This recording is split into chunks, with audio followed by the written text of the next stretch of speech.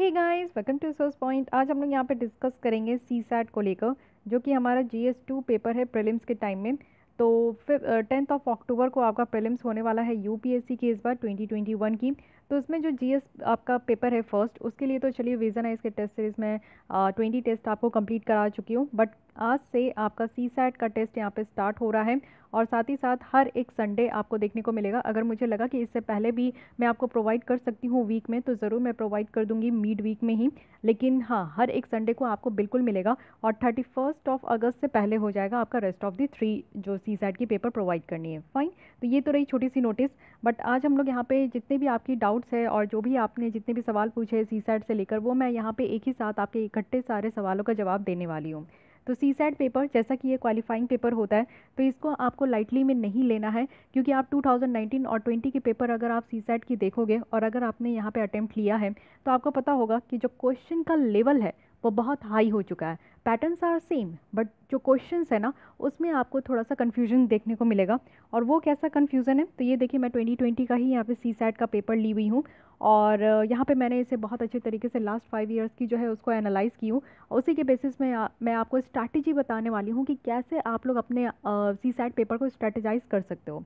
तो यहाँ पे आप लोग देखो कि जो 4 ऑप्शंस दिए रहते हैं ना किसी भी क्वेश्चन में, तो 2 आप इजीली एलिमिनेट कर सकते हो, बट आप लोग फंस जाओगे 2 ऑप्शन में।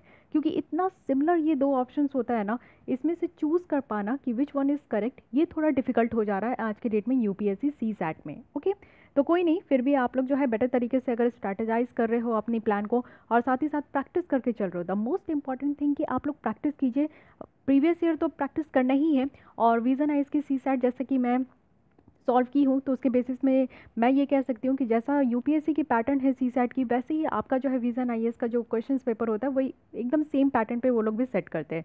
तो आप लोग उसको सॉल्व कर सकते हो। बाकी आप लोग अदर इंस्टीट्यूट की भी ज़रूर सॉल्व कर सकते हो अपने प्रैक्टिस को इंक्रीज़ करने के लिए।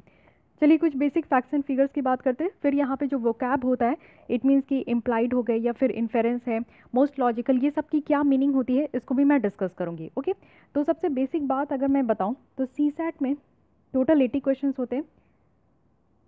जैसे कि आपका जीएस में 100 क्वेश्चन होता है, और एक क्वेश्चन यहाँ पे 2.5 मार्क्स के होते हैं, और हर क्वेश्चन जो है वो इक्वली मार्क्स में आपका डिस्ट्रीब्यूटेड है। फाइन, तो यहाँ पे आपका 2 पार्ट होता है। एक तो होता है कॉम्प्रिहेंशन का, और सेकंड पार्ट होता है आपका यहाँ पे एनालिटिकल एप्टीट्यूड और रीजनिंग का। ठीक है, तो अब आपका काम ये है कि आपकी कौन सी स्ट्रेंथ है इन दोनों पार्ट्स में, उसको आपको रिकॉग्नाइज करनी है। अगर आप मैथ्स बैकग्राउंड के हैं, तो ऑब्वियस है कि आपका रीजनिंग और जो एप्टीट्यूड है वो आपका अच्छा होगा, अगर आपकी इंजीनियरिंग बैकग्राउंड रही है तो। अगर नहीं अच्छा है तो कोई बात नहीं, आपका इन दोनों में से किसी एक में तो पकड़ होगा, अगर नहीं है तो आपको बनाना होगा। ठीक है, अगर आपका किसी एक पे पकड़ है, तो आप पहले उसको सॉल्व कीजिए, उसको अपना स्ट्रेंथ को ही उसके ऊपर काम कीजिए, तो आपका यहाँ पे काम हो जाएगा। ठीक है, अब बात करते हैं यहाँ पे कि अगर 2019-20 की बात करूँ, तो यहाँ पे कॉम्प्रिहेंशन में 25 से 30 यहाँ पे पैसेज आए हैं, और इससे आपको क्वेश्चंस जो है लगभग 30 क्वेश्चंस देखने को मिले हैं। वहीं अगर हम लोग बात करें यहाँ पे एप्टीट्यूड और रीजनिंग को मिलाकर, यहाँ पे 50 से 55 क्वेश्चंस तक आते हैं। ठीक है, ये नंबर आपका ऊपर नीचे भी हो सकता है आगे आने वाले पैटर्न में, बट ज़्यादा नहीं होने वाला है, थोड़ा बहुत आपको देखने को मिलेगा। यहाँ पे 35 हो सकते हैं, तो यहाँ पे आपका 45 से यहाँ पे आपका 45 to 50 हो सकते हैं। ठीक है, इतना ही होगा, लेकिन हाँ ये ध्यान रखिए कि यहाँ पे एनालिटिकल एप्टीट्यूड और रीजनिंग के क्वेश्चन ज़्यादा होते हैं। तो यहाँ पे आप लोग देखो कि ये क्वालिफाइंग पेपर है, इट मीन्स कि पेपर आपका 200 मार्क्स का है टोटल, और आपको 33% मार्क्स लाना है। और 33% कहने का मतलब है कि 66 मार्क्स लेकर चलना है। ठीक है, तो ये चीज़ें आपको दिमाग में रखनी है। अब यहाँ पे मैं बात बताऊँ कि अगर मान लीजिए कि जैसे मेरा पकड़ यहाँ पे एनालिटिकल एप्टीट्यूड और रीजनिंग में बहुत अच्छा है, तो मैं यहाँ पे 66 नंबर जो है इसी को सॉल्व करके ले आ सकती हूँ। ठीक है, जैसे मैं कोई भी पेपर उठाती हूँ, तो मैं सबसे पहले एनालिटिकल एप्टीट्यूड और रीजनिंग से जितने भी क्वेश्चन होते हैं एक पेपर में, टेस्ट पेपर में, वो मैं सब सॉल्व करती हूँ। सॉल्व करने के बाद उसे आप लोग जो है देख लीजिए कि आपका कितना मार्क्स आ रहा है, कि आपका 66 से ज़्यादा आ पा रहा है कि नहीं। तो फिर आपका फ़ाइन है, आप उसी में प्रैक्टिस करते रहो, वो आपका हो जाएगा। तो इससे हो जाता है काम। लेकिन अगर आपका कॉम्प्रिहेंशन में पकड़ अच्छा है, यानी कि पैसेज से आप क्वेश्चंस आराम से बना लेते हो, तो बहुत अच्छी बात है। लेकिन इससे आप अकेले पेपर नहीं आप क्रॉस कर पाओगे, इट मीन्स कि आपका जो है क्वालिफाई नहीं हो पाएगा। आपको कुछ ना कुछ एप्टीट्यूड से और रीजनिंग से क्वेश्चन सॉल्व करने होंगे। तो मेक श्योर कि आप लोग जिसका पकड़ पैसेज में है ना, उसको यहाँ पे एनालिटिकल एप्टीट्यूड और रीजनिंग के क्वेश्चंस को सॉल्व करना ज़रूरी है। थोड़ा प्रैक्टिस कर लीजिए, अभी अभी आपके पास टाइम है, आप प्रैक्टिस कर सकते हैं और आराम से आपका निकल सकता है। ये बेस्ट टाइम है आपके सी सैट को प्रैक्टिस करने का, जिसकी बिल्कुल भी पकड़ नहीं है सीसैट के ऊपर, तो वो बिल्कुल भी पहले से किए है तो अच्छा है, नहीं किए तो अभी भी आप लोग कर सकते हो। But this is the best time कि लास्ट 50 डेज़ में आप लोग कैसे जो है सीसैट को प्रिपेयर करो, ठीक है। तो ये तो कुछ बेसिक बातें हो गई। अब यहाँ पे मैं बात करूँ कि आप लोग को मिनिमम मार्क्स कितना लाना है जिससे कि आपका यहाँ पे बस क्लियर हो जाए, ठीक है। ये चीज़ें आपको ध्यान रखनी है। तो अगर मैं बताऊँ यहाँ पे कि मान लीजिए कि 80 क्वेश्चंस है, 80 क्वेश्चंस में आप मान लो कि 40 क्वेश्चन आपने यहाँ पे सॉल्व किया, ठीक है। 40 क्वेश्चन आप सॉल्व किए, ये मिनिमम बता रही हूँ मैं। 40 क्वेश्चन आप सॉल्व किए, मान लीजिए कि एप्टीट्यूड से ही सॉल्व किए, या फिर आपने जो है पैसेज सॉल्व कर लिया 30, उसके बाद 10 क्वेश्चन जो है आपने एप्टीट्यूड से सॉल्व कर लिए, जो कि 40 क्वेश्चन है।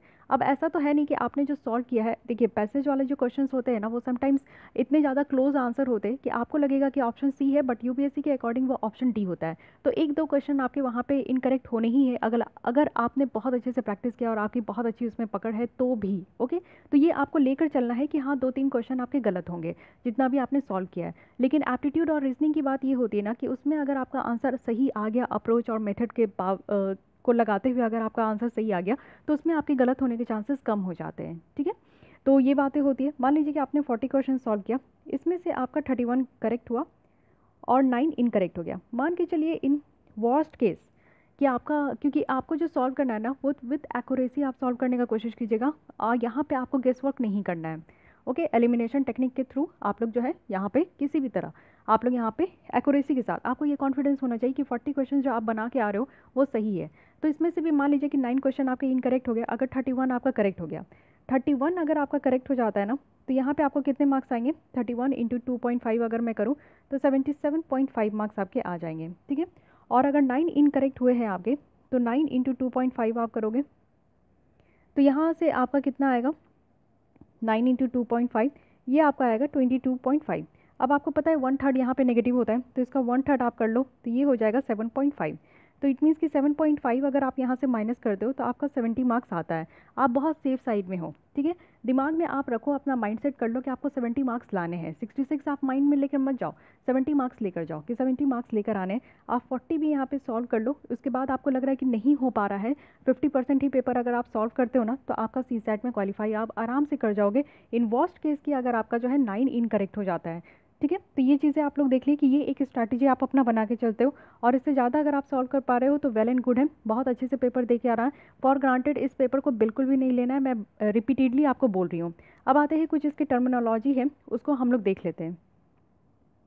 तो जब भी आप सीसैट की पेपर सॉल्व करते हो तो सबसे प्रॉब्लम आता है पैसेज, और पैसेज बहुत ट्रिकी होते हैं। वो पैसेज आपका जो है ना, आप द हिंदू पढ़ रहे हो या इंडियन एक्सप्रेस अगर उसकी एडिटोरियल रीड कर रहे हो तो वही एडिटोरियल वहाँ पे होता है, कुछ पार्ट आपका वहीं पे दे दिया जाएगा। बट द इम्पॉर्टेंट थिंग कि जो क्वेश्चंस में आपसे पूछा जाता है वो बहुत इंपॉर्टेंट होता है, ठीक है। यहाँ पे देखिए बहुत क्वेश्चन में आपको इन्फ्रेंस देखने को मिलेगा, या फिर आपका एप्रोप्रिएट इन्फ्रेंस देखने को मिलेगा, रैशनल इन्फ्रेंस देखने को मिलेगा। तो इन्फ्रेंस का मतलब क्या होता है, इन्फ्रेंस का मतलब होता है कंक्लूजन। इट मीन्स कि पैसेज में आपका जितने भी फैक्ट्स, डेटा, इन्फॉर्मेशन जो भी आपका दिया गया है, आप उससे क्या कंक्लूजन निकालते हो, इसका मीन ये होता है आपका इन्फेरेंस। लॉजिकल इन्फेरेंस पूछते हैं, आपका रैशनल इन्फेरेंस पूछते हैं। रैशनल इन्फेरेंस पूछा जाएगा तो एक बड़े पैमाने पे, और ये आपका प्रूफ किया जाना चाहिए। जो भी आपके सामने प्रेजेंटेड फैक्ट्स है, इन्फॉर्मेशन है, उसके बेसिस पे आप उसको प्रूफ करो और एक बड़े पैमाने पे प्रूफ करो, इसको रैशनल इन्फेरेंस कहते हैं। फिर आपको देखने को मिलेगा कि most logically and rational inference, ये भी आपका होता है। तो इसको आपको और भी देखना होगा ना कि most logical and rational inference, तो वो स्टेटमेंट जो है आपका चारों ओर से लॉजिकली भी करेक्ट होना चाहिए, रैशनल भी होना चाहिए। इट मीन्स कि हर एक एंगल से वो ट्रू हो, और इन्फेरेंस भी होना चाहिए, यानी कि उस पैसेज का कंक्लूसिव पार्ट हो, ठीक है। ये समझ गए।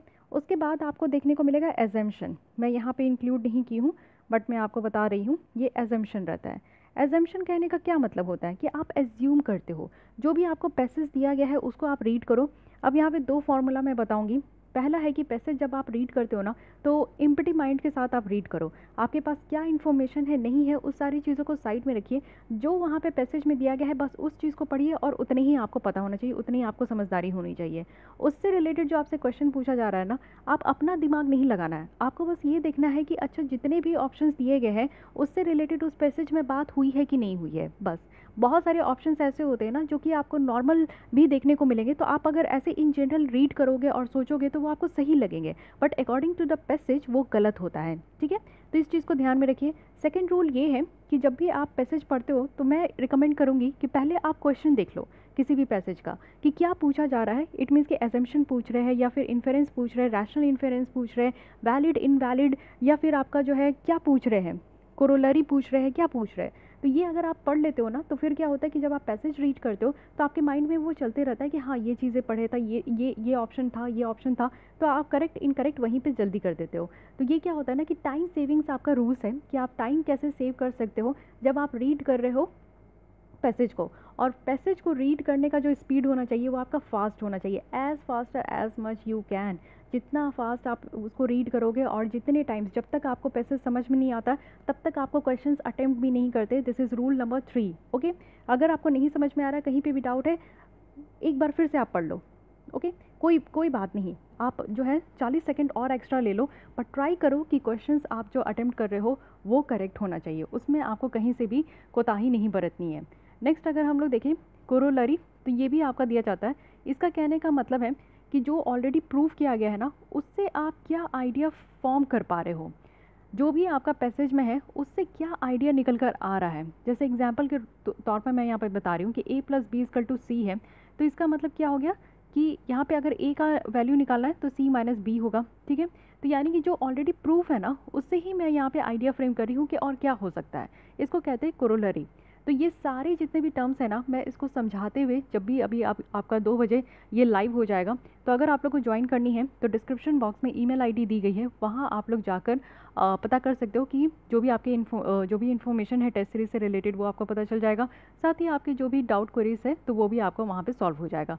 आप लोग ज्वाइन कर सकते हो। हर एक संडे आपको मिलने वाला है यहाँ पे CSAT की टेस्ट। तो ये बहुत बेसिक चीज़ है जो कि आपको समझना ज़रूरी है। सो यहाँ पे मैं आप लोग को ये छोटी सी जो इन्फॉर्मेशन है वो प्रोवाइड कर देती हूँ कि आप लोग यहाँ पे सॉल्व कर सकते हो। CSAT के 4 टेस्ट मिलेंगे और GS1 के 20 टेस्ट है जो कि ऑलरेडी कंप्लीटेड है, बट आपको सारे टेस्ट मिल जाएंगे अगर आप लोग को ये ज्वाइन करोगे तो।